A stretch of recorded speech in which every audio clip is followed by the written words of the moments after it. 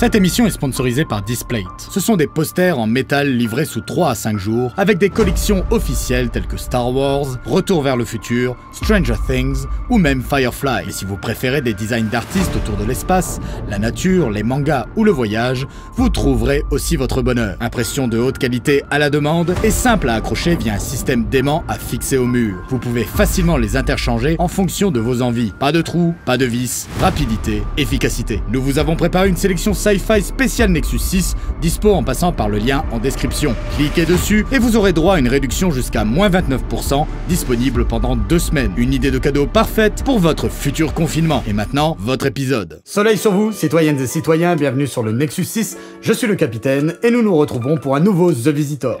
Les adaptations de jeux vidéo en film ou en série, c'est jamais fameux. C'est pourquoi on peut se demander ce qui est passé par la tête de Paramount dans ce projet d'adaptation de Halo, le jeu vidéo culte. Halo, moi je connais pas, j'y ai jamais joué, mais l'un des membres d'équipage du Nexus 6 s'y connaît. Et on va voir ça avec lui. Tommy! Ouais? Ramène-toi! Ouais, j'arrive. Chier.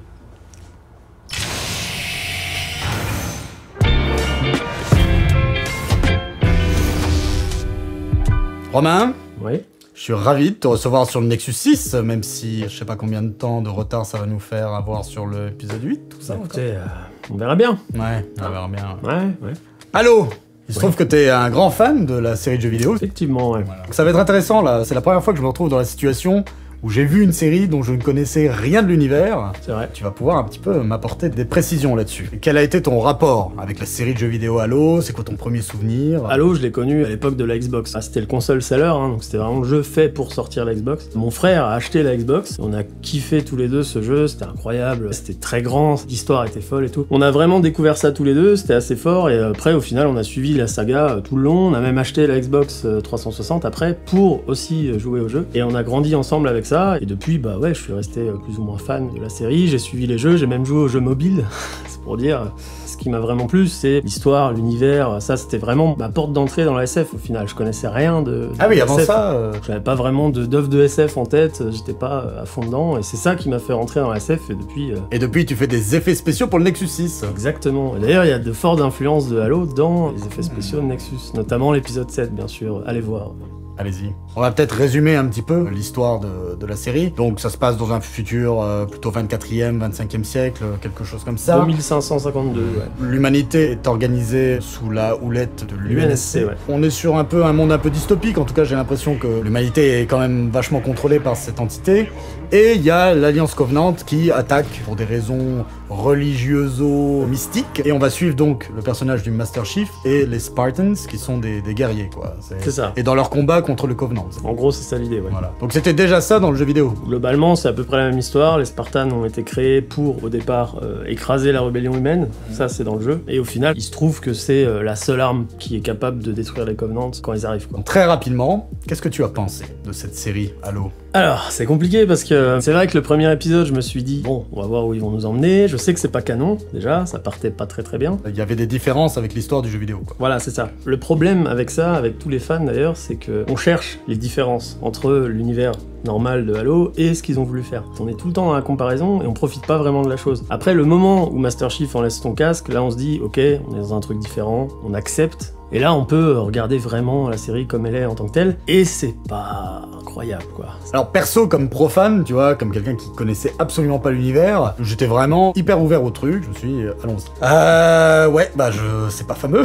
La problématique première pour moi, c'est que je sens un potentiel derrière cet univers. Je m'y étais intéressé et j'avais voulu comprendre un petit peu, notamment, moi j'aime bien les aliens, etc., cette civilisation Covenant, leur religion. J'avais lu des pages wiki, tu vois, et ça m'avait quand même intéressé. La série n'a pas réussi à m'amener à cet intérêt-là, quoi. Ah non, ils en parlent pas. On voit pas comment c'est organisé, on voit pas d'armée Covenant, on voit rien, alors que dans le jeu, bon, l'armée est immense, il y a plein de races différentes, c'est très développé. On a quand même une saison de 9 épisodes de 50 minutes, on n'apprend pas grand-chose sur les Covenants. On voit à peu près pourquoi ils cherchent des reliques, mais c'est tout, quoi, c'est pas extrêmement développé, quoi. quoi. L'Alliance Covenant est en quête des Halos, de ces structures spatiales gigantesques, dont on devine qu'elles ont été créées il y a très longtemps par une autre race. C'est la base de leur religion. Si j'ai bien compris, les humains interfèrent avec une forme de prophétie, ça les emmerde quoi. Bah les humains, ils ont cette faculté, certains en tout cas. Les élus sacrés, c'est forcément des humains. Ils ont besoin des élus sacrés pour activer les artefacts qui permettent de trouver les anneaux. Il y a beaucoup de problématiques sur cette série, que ce soit dans la mise en scène, dans l'histoire pure, dans, je pense, une forme de cohérence entre le budget alloué, les ambitions. Mais écoute, on va voir tout ça dans le détail, mais en attendant, un petit quiz. Toumi, est-ce que t'es bon en quiz? Oui, on va dire que c'est pas trop mal. Je l'habille tous son pied. Je sais plus ce que c'est quoi. Je touche ma bille, ouais. Un truc comme ça. Okay, on va rester là-dessus. Hein. Je sais pas ce que ça veut dire, ça ne veut rien dire. Je vais mourir. Ok. D'habitude, je pose toujours des questions dont je connais les réponses, mais là j'ai dû faire un petit peu de recherche. Je peux te dire n'importe quoi. Non, parce que j'ai quand même les réponses. Merde. Eh bah oui, mon gars. Quelles sont les 4 factions qui sont en conflit dans l'univers d'Halo? Les humains, l'UNSC, voilà, les Covenants, les Prométhéens, ou les Forerunners, voilà. Et les Parasites. Exactement. Cite-moi 3 modèles d'armes utilisés par l'UNSC. Bah, le fusil d'assaut. Ouais, mais fusil d'assaut. Ah, le nom. Oh là là. Ça, c'est compliqué quand même. J'ai pas le détail du nom de Ah, t'as joué au jeu. Ouais, mais c'est fusil d'assaut, fusil sniper.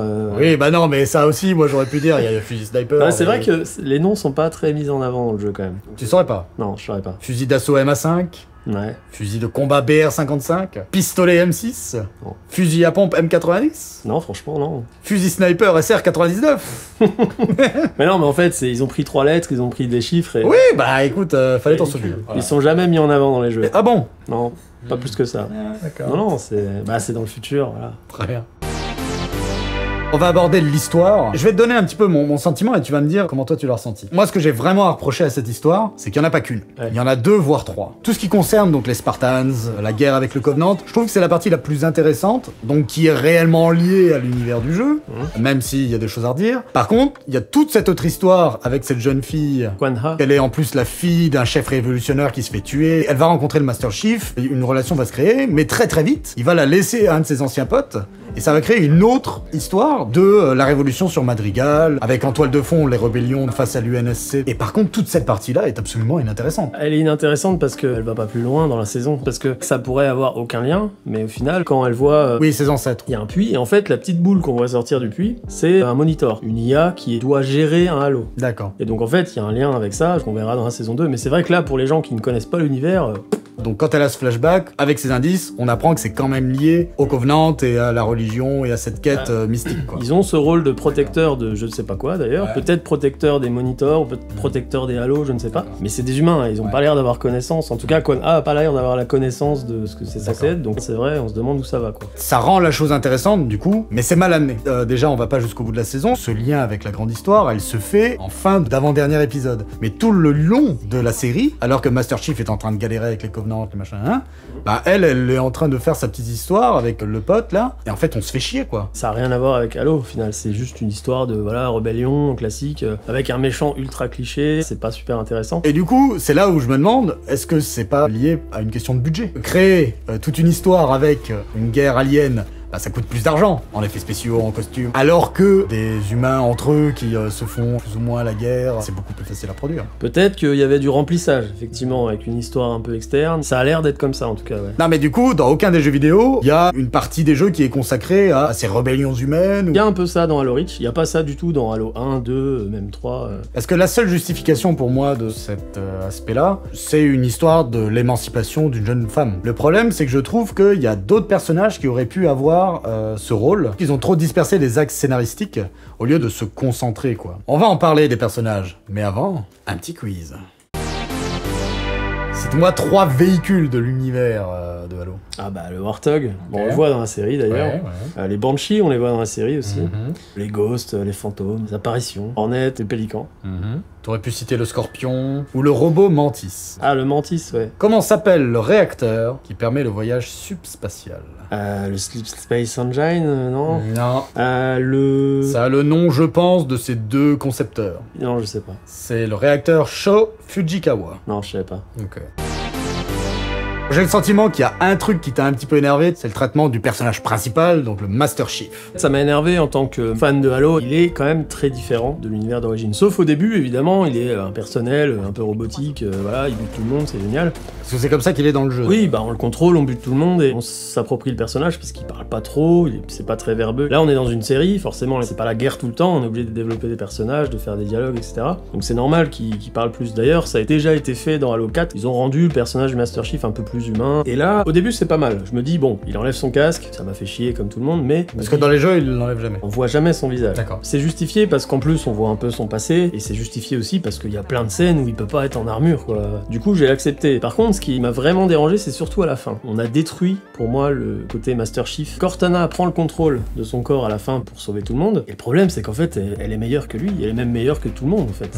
Elle débarque, elle bute tout le monde, c'est la fête, elle contrôle le vaisseau à distance. Pourquoi tu l'as pas fait avant, déjà? Après, toute la série parle de ça. Objectivement, ce serait plus logique que tous les Spartans aient une IA qui les contrôle, qu'il y a un petit peu un débat là-dessus, et à la fin, c'est la force des choses qui les amène à ça. Je pense que l'idée, c'est que dans la saison 2, ils vont se rendre compte qu'ils y perdent quelque chose. Dans ce genre de thématique, c'est toujours, oui, mais s'il n'y a pas l'instinct humain... C'est peut-être volontaire, j'attends de voir la saison 2, mais c'est un choix assez bizarre qui m'a un peu dérangé, ouais. L'acteur qui le joue, c'est quelqu'un que j'avais plutôt apprécié dans American Gods, mais je trouve qu'ici, il a un peu bené, quoi. On dirait qu'il est pas à sa place. C'est très basique, je trouve. Quand il se rend compte qu'il a été kidnappé, à la fois il pardonne super vite et en même temps il pardonne pas complètement. On a du mal à se positionner vis-à-vis de ça. Il y a trop de personnages parce que donc je parlais d'émancipation d'un personnage féminin, Kwanha. Il y a un autre personnage féminin qui s'émancipe, c'est l'autre Spartan, Kai, qui cherche à avoir ses propres opinions, etc. On a du coup deux personnages féminins qui sont dans une démarche d'émancipation, mais aucun des deux n'est assez exploré et souvent la série n'assume pas forcément ses choix. Par exemple, donc Kai, à la fin, on croit qu'elle meurt. Elle est dans le vaisseau là qui va se cracher, etc. Et finalement elle survit. Et moi là j'avais été hyper en colère parce que malgré les défauts d'écriture du personnage et de son axe, je me suis dit, putain c'est fort parce que elle va confronter donc la Dr. Hailey, elle se crache toutes les deux. Limite j'aurais bien aimé que la Docteur aussi meure. Ça aurait été assez beau. Ce personnage qui perd pied avec sa réalité, tout ce qu'on lui a dit dans sa vie. Là elle exige des réponses, elle pousse sa créatrice à mourir avec elle et elle aura jamais ses réponses. J'avais trouvé ça hyper fort. C'est-à-dire qu'il y a eu 3 secondes où je me suis dit, là c'est quand même pas mal parce qu'il y a un choix un peu radical. Et finalement elle survit et même les deux survivent évidemment. Oui. Ils vont pas jusqu'au bout. Le grand méchant de Madrigal là, qui est joué par un acteur que j'adore. Fincher, ouais. C'est quelqu'un qui a une gueule. Il a une gueule de méchant. Je veux dire, je trouve que là l'écriture et la mise en scène etc fait que ça ne marche absolument pas. Il est assez ridicule quoi. Alors que c'est un très bon acteur. Hein. C'est un méchant cliché. Il a des lunettes rondes moches. Limite il fait des rires de méchant. Ça le rend ridicule. Moi j'ai pas accroché du tout. Je savais qu'il allait se faire buter. Il y avait pas d'enjeu. On n'a pas peur de lui en tant que spectateur. On se dit pas merde, mon personnage préféré il est dans la merde.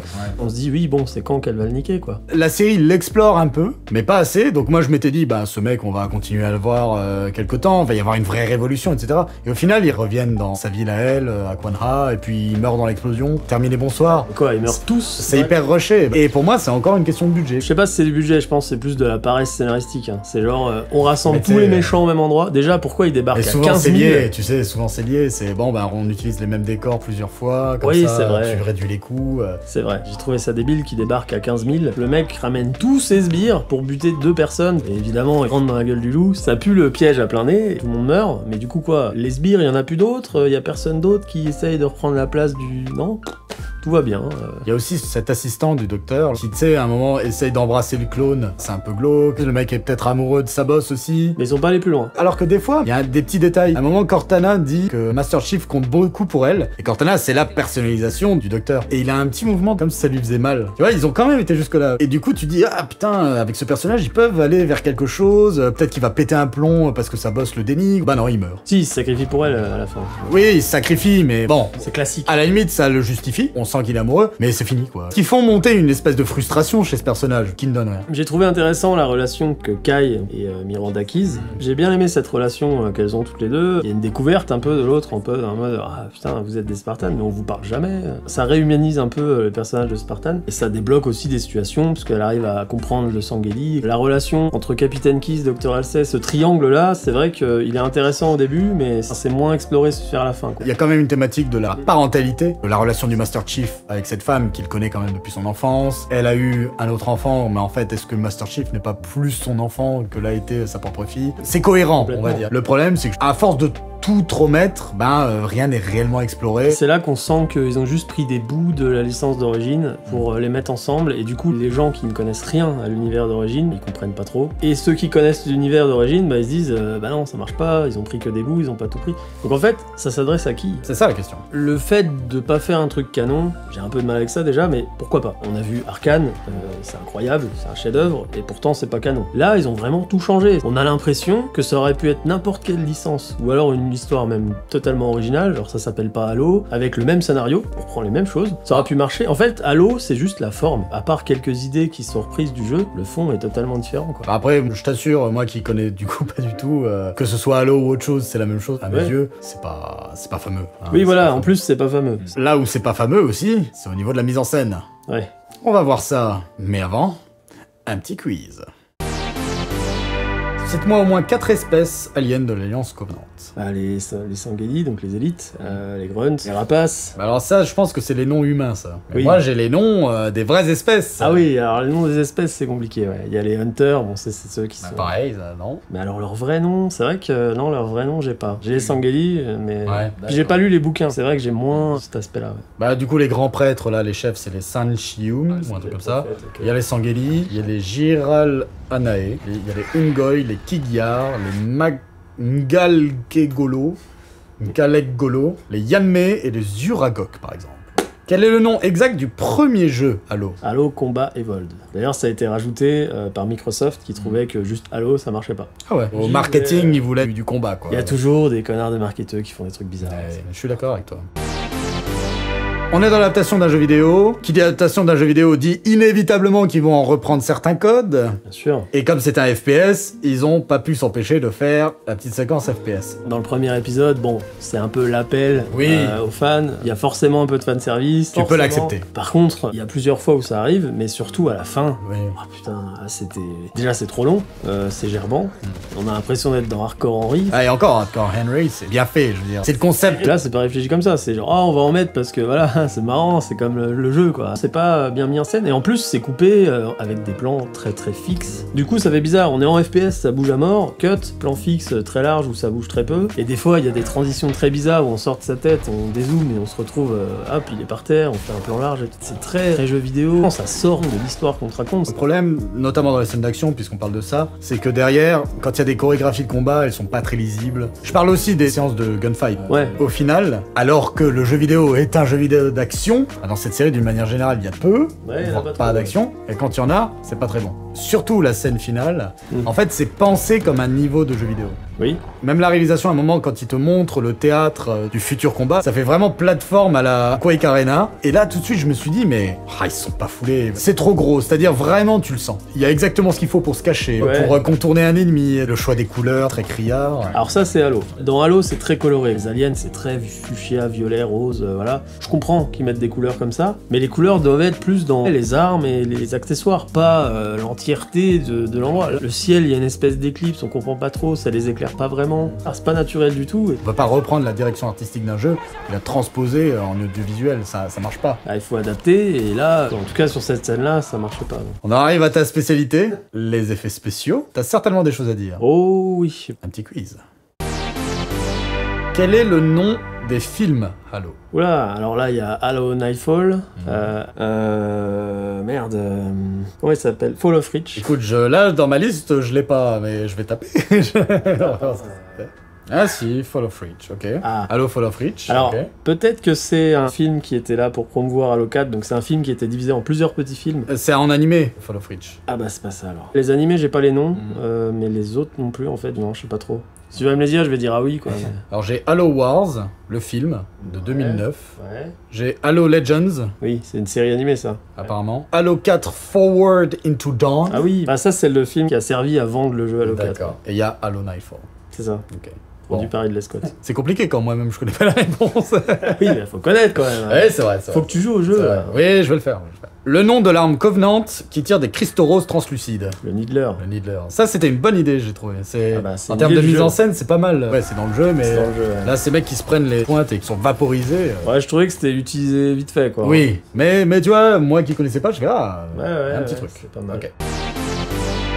Bon, on va être clair, il y a à boire et à manger sur les effets spéciaux de cette série. Bah c'est très inégal. Faut quand même savoir qu'il y a 9 studios différents sur la série, c'est beaucoup. Il y a des moments qui sont plutôt bien réussis, assez propres, et il y a d'autres moments qui sont vraiment dégueulasses. Bah par exemple la scène de fin, moi c'était pas possible quoi. Tout est en CGI en fait, à la fin quasiment, donc c'est assez dur. Qu'est-ce qui t'a plu en termes d'FX peut-être? Moi j'aimais bien quand on est dans le sleep space, Oui, c'est sympa, bon, oui, des belles ok. couleurs, ok. Le moment où on traverse l'espèce de trou noir à la fin, voilà, tous ces trucs un peu graphiques. Mais dès que c'était des effets spéciaux qui devaient être réalistes, bah là ça passe pas quoi. En fait, ce qui m'a vraiment dérangé dans les effets spéciaux, c'est l'animation des choses. C'est pas forcément le rendu. Et la première chose qui m'a choqué, c'est dans l'épisode 1, il y a une scène du Master Chief qui court, et là c'est CGI, il saute. Et le saut qu'il fait, c'est vraiment très cartoon quoi. Même pour quelqu'un qui est pas du tout dans le domaine, le mouvement est fake. Et là, je me suis dit, ah, s'ils font ça dès le début, c'est mal barré, et effectivement, ça a pas loupé. Toutes les animations des personnages, bah surtout la fin, les élites qui courent, il y a le fameux cliché du ils avancent de 10 mètres par seconde en courant, enfin, tous les mouvements sont très cartoon en fait. Bah par exemple, le moment où il y a le wagon qui part, on voit ce qui se passe devant, et là, ça défile, mais une vitesse, c'est une montagne russe de ouf quoi. Ça va super vite, les mecs, ils devraient valdinguer dans tous les sens là-dedans. Et non, ils sont debout, ils bougent un peu. Du coup, il y a une certaine dissonance qui se fait. Et à côté de ça, tout ce qui est astéroïde, toute la partie avec les câbles et tout, moi j'ai bien aimé, ça marche. Mais il y a d'autres scènes qui sont horribles. Donc en fait, c'est très inégal. Il y a quand même 2 studios assez connus. Il y a Pixomondo, c'est un studio assez balèze qui s'est occupé de toutes les mises en scène avec un peu à la Mandalorian où on filme des LED derrière avec le décor et tout. Et il y a Rodeo FX qui a notamment bossé sur Game of Thrones. Ils ont fait les dragons. Et là, bah on les sent pas quoi. Où est la qualité de Game of Thrones? C'est aussi dans le premier épisode qu'il y a un truc qui m'a vraiment dérangé. Et il est en train de tirer avec son flingue là, il le jette au sol, c'est en CGI. Sur le moment, t'es au premier épisode, tu dis pourquoi ils ont fait ça? On s'en fout qu'il ait jeté son flingue. Ouais. Du coup, tu dis bon, ils ont rajouté ce plan et c'est qu'il y a une raison. Mais pendant l'épisode là, ce flingue n'est jamais réutilisé. Non. C'est seulement à l'avant-dernier épisode que Kwan Ha se retrouve au même endroit et elle tombe sur le flingue et elle l'utilise. Mais c'est des tarés, c'est des fous furieux. Ça aurait pu être un autre flingue, on s'en fout quoi, vraiment. Je pense que le plan, ils l'ont oublié au début. Oui, ils l'ont oublié, donc ils l'ont fait en CGI. Pour moi, ça marchait sans mettre ce plan au début. Mais oui, exactement. T'es pas obligé de faire le focus là-dessus. Parce que du coup, pourquoi j'ai fait le lien? Parce que le plan était dégueulasse. Ouais. Si le plan n'avait pas été là ou pas dégueulasse, je m'en serais pas souvenu et je m'en serais foutu. Et en fait, ça ne changeait rien. J'ai réagi parce que je dis putain, c'est le flingue mal fait du début En de la fait, série. c'est un fusil de Chekhov qui aurait dû être discret, mais il l'est pas à Mais- cause du plan dégueulasse. Et là, du coup, ça rejoint l'écriture. C'était dit, mais pourquoi vous faites chier à penser à des détails comme ça au lieu de m'écrire une histoire correcte sur tout le reste? Non, je m'en fous que vous ayez prévu ce truc 6 épisodes à l'avance. Ce plan a aucune utilité en plus parce que voilà, il jette son arme juste parce qu'il va prendre la grosse tourelle comme on fait dans les jeux vidéo.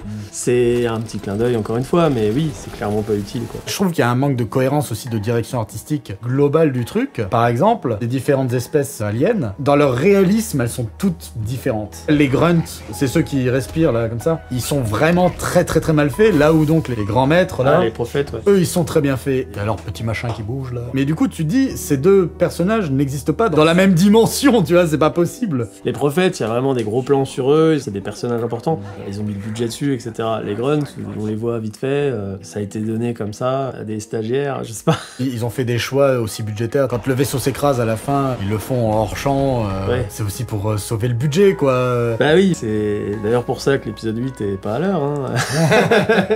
Parce que moi je le fais Bien pas hors sûr. champ. Je ne le fais Ouais. pas hors champ le crash. Je le fais J'espère complètement. bien. Et je J'espère suis bien. tout seul. Je suis pas T'es neuf plus tout studio. seul. Ouais, bon, ok.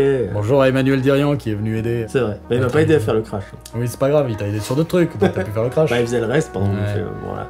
Fais pas trop le malin sur les effets spéciaux de l'épisode 8, hein. Il y a beaucoup de clichés aussi qui m'ont saoulé. Bah, la fameuse explosion hors champ, le fait qu'après, ah, il y a le bras de ah, j'ai survécu, mon dieu, voilà. En tant que spécialiste, est-ce que t'as le sentiment que t'aurais fait mieux? Moi personnellement, oui, en une dizaine d'années, je pense que j'aurais fait mieux. Chaque épisode de la série a eu un budget de 10 millions de dollars. C'est-à-dire autant que Game of Thrones. Je trouve que ça se voit pas. Non, ça se voit pas. Il y a beaucoup de décors réels quand même dans les installations, et trucs comme ça. Mais ça manque d'ampleur par rapport à Game of Thrones. Master Chief, il y a des plans, on dirait un cosplay quoi. Les plans assez larges où il doit faire des actions un peu rapides, voilà, bon là c'est du plastique. Il faut que le mec puisse bouger, il faut quand même un truc léger, etc. Et ça se sent, ça tremblote un peu, c'est pas Mais vu que c'est loin, ça passe. Par contre, il y a des plans très serrés, et là on voit ces grosses épaulières, et là on sent qu'elles sont en métal, quoi. On sent que c'est du vrai... Je t'avoue que personnellement, j'ai pas du tout cet avis. Moi, vraiment, de loin, je trouvais que ça allait. Et sur les plans proches... Alors, ils ont fait attention aux détails, il y a de l'usure, ils ont fait le job. Mais vraiment, je sens une forme de légèreté de l'armure. Et même le sound design, ils ont essayé du coup de rendre la chose lourde. Ah oui, mais il y a un truc qui marche pas, je trouve. Ah, c'est encore inégal au niveau des costumes. C'est vrai que le plan que moi qui me fait penser à ça, où on sent le métal, il y a d'autres plans où, par exemple, son arrivée dans le tout premier épisode, là oui, ça fait un peu plastique. Ce qui est malheureux pour un plan d'iconisation dès le début, quoi. C'est le premier plan où on le voit, quoi. Et c'est dommage. Le contexte aussi de la fabrication de la post-prod de cette série-là, c'est que on est quand même post-Covid, donc les tournages ont repris, donc la demande a explosé d'un coup, avec tous les Marvel et tout ça, tout est fait au Canada. Hein. Il y a eu une forte demande, donc à mon avis, peut-être qu'ils ont pris un peu ce qui restait, quoi. Ah, tu veux dire qu'il y a eu un goulot d'étranglement Et vu que c'est pas Disney, ils avaient peut-être pas le même budget, mais après 10 millions de dollars par épisode, bon, ils ont quand même un peu de thunes, mais... On verra ça dans la saison 2. Oui. On va y venir. Mais en attendant, un petit quiz. En quelle année a eu lieu le premier contact entre l'UNSC, enfin les humains, et l'Alliance Covenant? Le premier contact? Ouah, ça j'en ai aucune idée. Et c'est en 2551 peut-être, je sais plus. Bon, moi j'ai eu 2525. C'est peut-être dans les bouquins ça plutôt, je pense. Combien de projets Spartan y a-t-il eu? Sachant que celui de John 117, aka Master Chief, c'est le deuxième. Spartan 2, Master Chief, je crois que c'est 4. Spartan 4 dans Halo 4 et 5 et après, ouais. Tout à fait. Et donc qui fut le premier Spartan? Alors ça, je sais pas. Je sais pas si c'est dans le livre. Je pense que c'est dans les livres, parce que je l'aurais su sinon, ouais. Avery Johnson. Non, ça me dit rien. Ok. C'est nul comme question, du coup. Je suis pas d'accord. Il y a que les vrais fans hardcore qui vont connaître ça. Ouais, mais je pensais que t'en étais un. Bravo. C'est tout? C'est tout. Incroyable. Merci. Bah, de rien. Je me casse maintenant. Est-ce qu'on conseille aux gens de regarder la série Halo? Bah... Je sais pas, franchement je saurais même pas dire si je le conseille positivement ou pas.